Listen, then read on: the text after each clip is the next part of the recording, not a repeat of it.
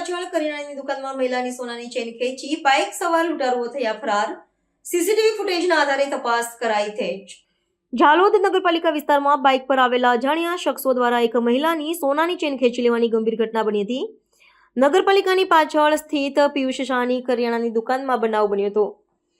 Bike પર આવેલા બે અજાણ્યા યુવાનો પાન મસાલાની પડીકી લેવાના બહાને દુકાને બેઠેલા પિયુષભાઈના માતુશ્રી પાસે આવ્યા હતા અને તક મળતા જ તેમના ગળામાંથી સોનાની ચેન ખેંચીને પળવારમાં સ્થળ પરથી ફરાર થઈ ગયા હતા.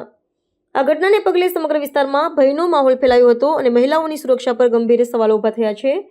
લૂંટારુઓની હિંમત એટલી વધી ગઈ છે કે તેઓ દિવસના પ્રકાશમાં અને નગરપાલિકા જેવા સંવેદનશીલ વિસ્તારની નજીક પણ ગુનાને અંજામ આપવામાં ખચકાતા નથી. જોકે સમગ્ર ઘટના દુકાનમાં લગાવેલા સીસીટીવી કેમેરામાં કેદ થઈ ગઈ હતી.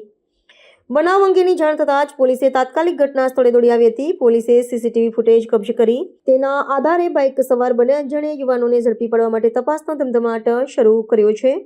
પોલીસે આ અંગેનો ગુનો નોંધીને લૂંટારુઓના સગડ મેળવવાની અને તેમને સત્વરે કાયદાના સકંજામાં લેવાની કાર્યવાહી તેજ કરી છે. મારું નામ પિયુષ કુમાર મહેશ કુમાર શાહ છે. હું ઝાલોદ નગરપાલિકા વિસ્તારમાં રહું છું.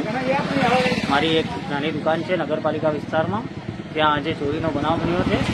મારી મમ્મી દુકાને એકલી હતી. આશરે 1:45 વાગ્યાની આજુબાજુ તો બે ઇસમો આવ્યા અને ગળામાંથી ચેન ખેંચીને જતા રહ્યા. આ અંગે પછી આપણે શું કાર્યવાહી કરી? પોલીસ સ્ટેશનમાં જાણ કરેલી છે અને મારું કહેવું છે કે જે બને એમ જલ્દીથી જલ્દી નિકાલ આવે. અંદાજિત કેટલા ગ્રામની ચેન હતી? 1.5-2 તોલાની.